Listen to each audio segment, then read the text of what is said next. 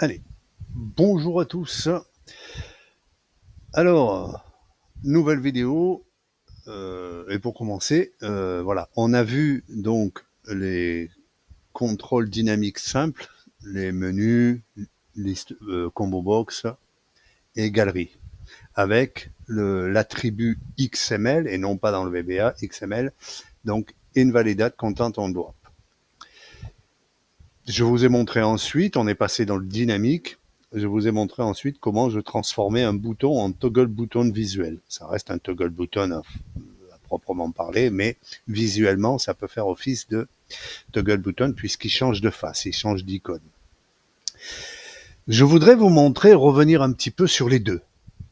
Le dynamique simple, donc avec invalidate content on drop, et le myRibbon invalidate. Et pour cela, je vais vous présenter un exemple. Et cet exemple, on va parler des combo box en cascade. Qu'est-ce qu'une combo box en cascade? Enfin, qu'est-ce que des combo box en cascade? Ben, en fait, quand vous sélectionnez un élément dans une combo box, dans la suivante, vous devez avoir les éléments correspondants à voilà, papa, maman, le fiston, etc., etc. Et pour cela, je vais vous montrer un petit peu le résultat déjà pour vous commencer. Si vous avez envie de vous y mettre, j'ai fait un onglet perso, hein, vous allez voir. Hein. Et là, j'ai 3 combo box, vous voyez, qui vont correspondre à ce tableau-là. Donc, c'est un tableau de marque d'automobile, de modèle et de couleur. Voilà. Et le principe, il est que je dois sélectionner une marque, par exemple Renault, et dans le modèle, je dois avoir que les Renault. Voilà. Et là, je n'aurai que les Renault. Voilà. Et si je choisis Clio, je dois avoir ici que les couleurs pour la Clio. Ouais. Par exemple, ici, si je choisis le Capture, je dois avoir les couleurs que pour le Capture.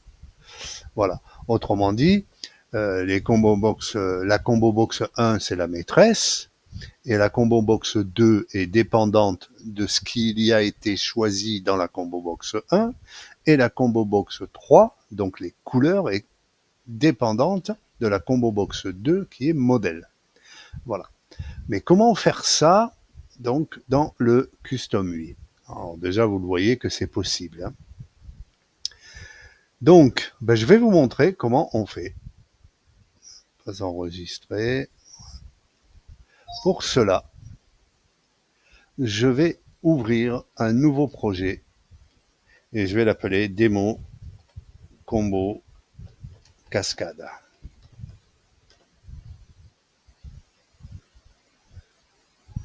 Voilà.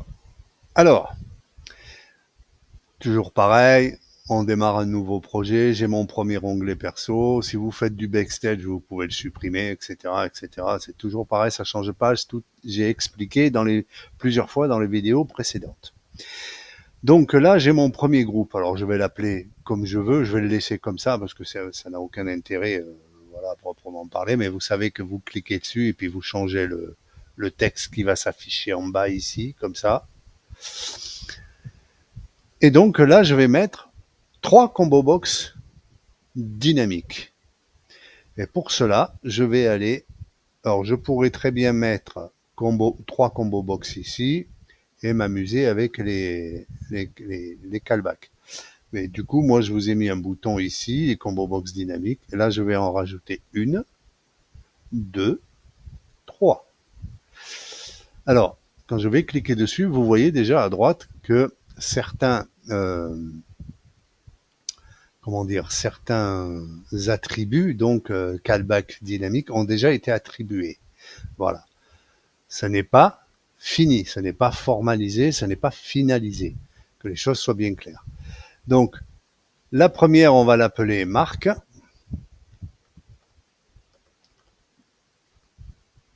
La deuxième, on va l'appeler modèle.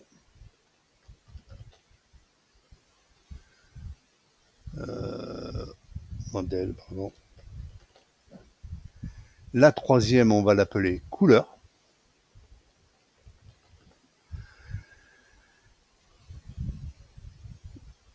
Voilà, elles sont nommées. Maintenant, ce que je peux faire ici, histoire de me retrouver dans les callbacks, parce que combo box 3, combo box 1, quand on en a que 3, effectivement, c'est facile de les comprendre, de les reconnaître, mais quand vous en avez un petit paquet, là, ça devient compliqué.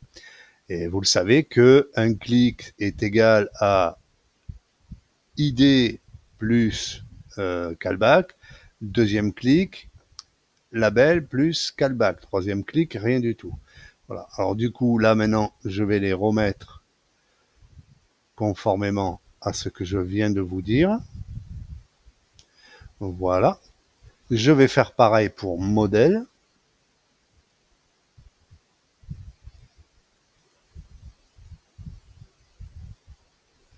Et je vais faire pareil pour marque.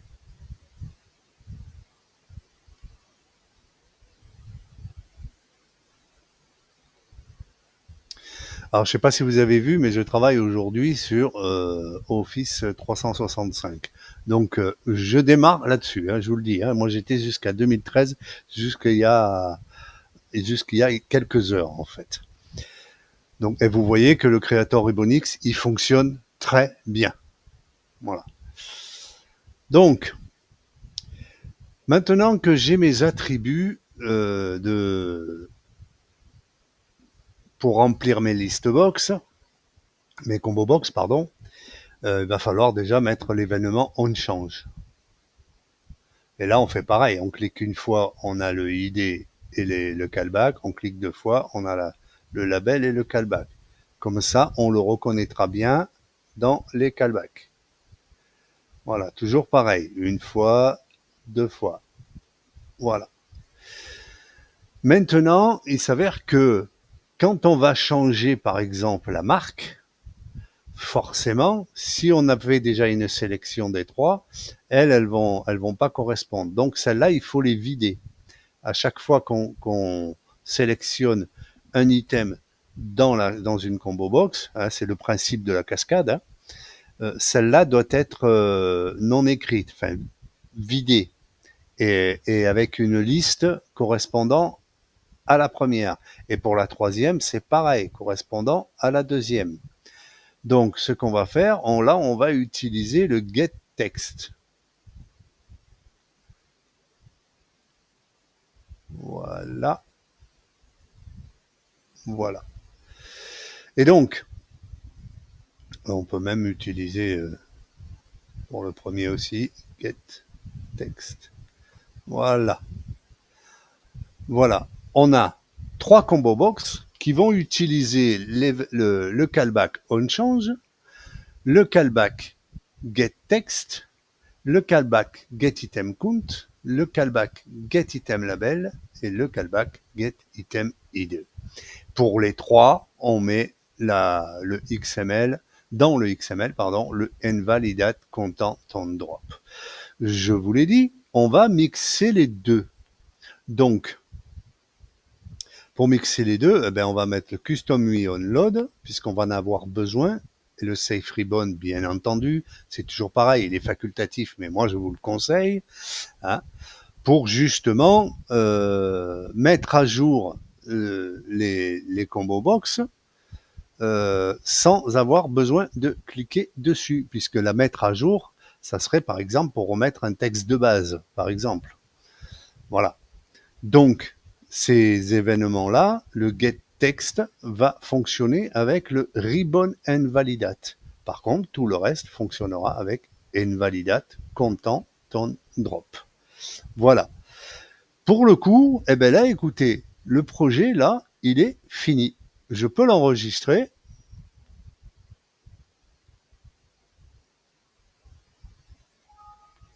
Et je peux créer le sample.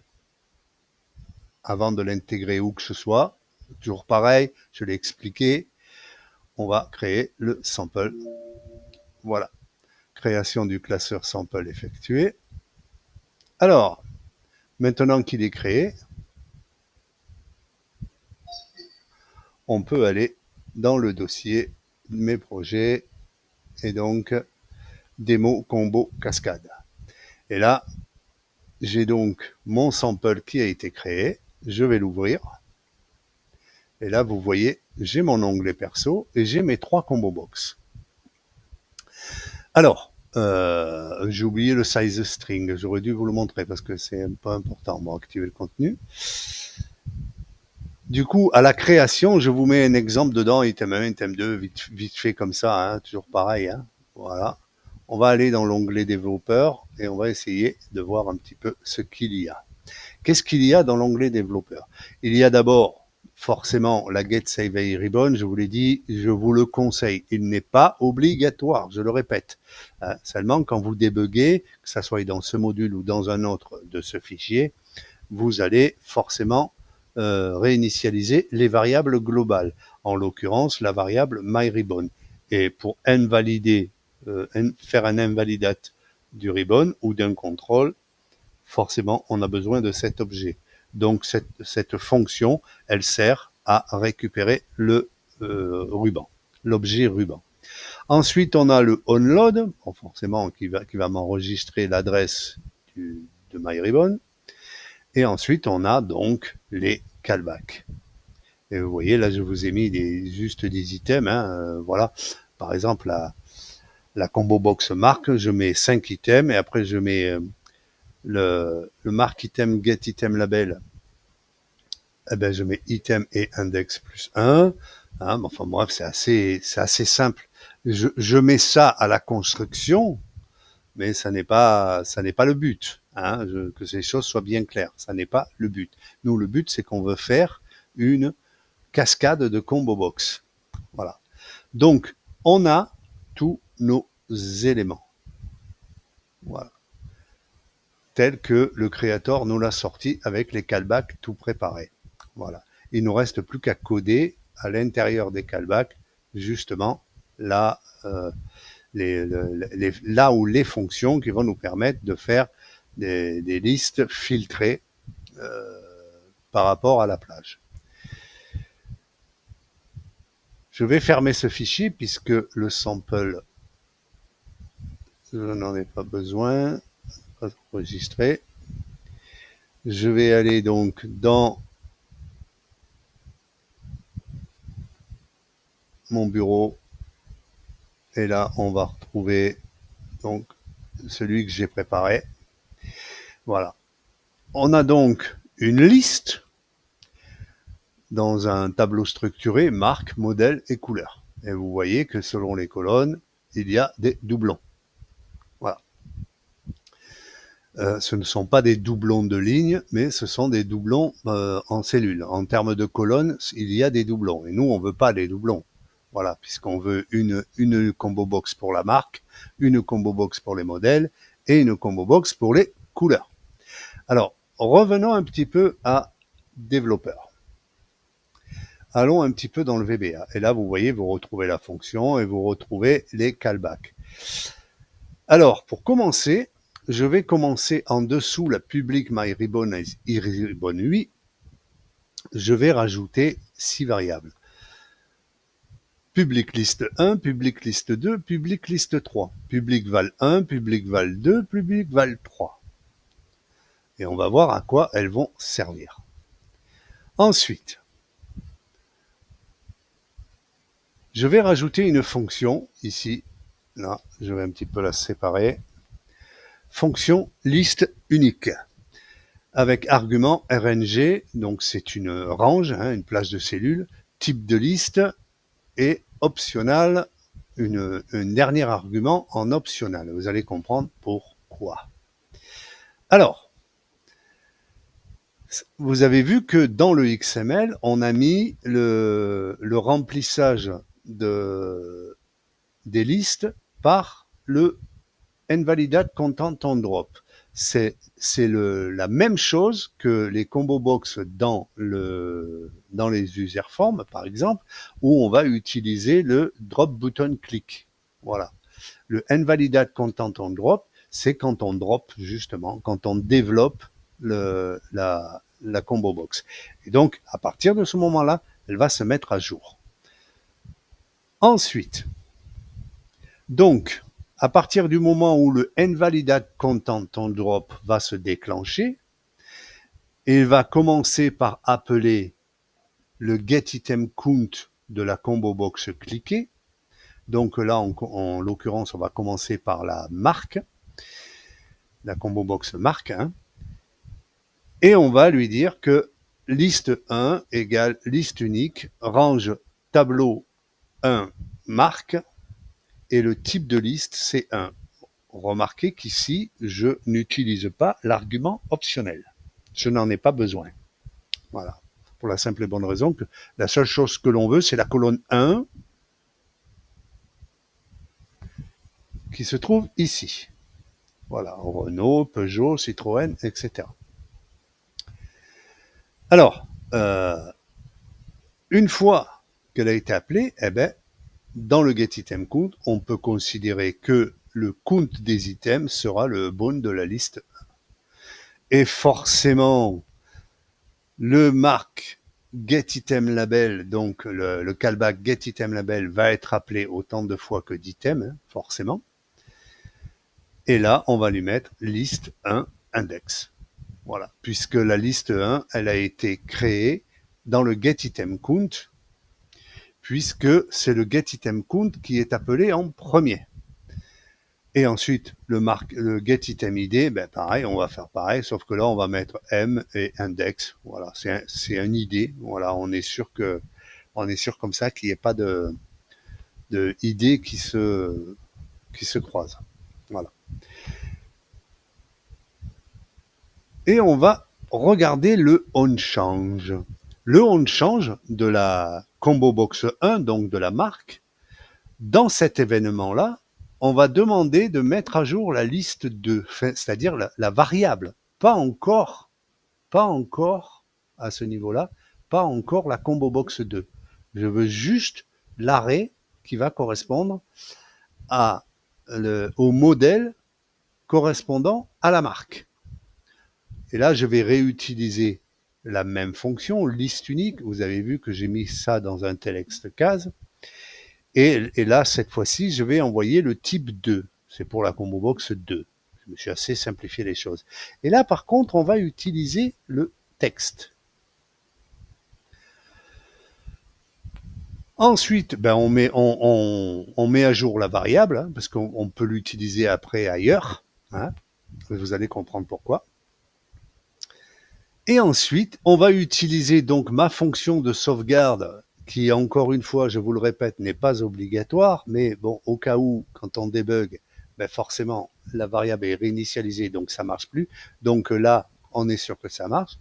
Et là, à ce niveau-là, maintenant, là oui, on va mettre la combo box 2, donc celle qui suit la marque, donc modèle, on va la mettre à vide. On va la vider.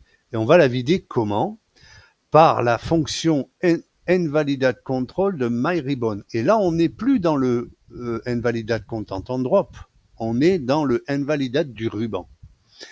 Et cet invalidate, qu'est-ce qu'il va déclencher? Il va déclencher le getItemCount, le getItemLabel et le getItemID, forcément, de la combo box modèle.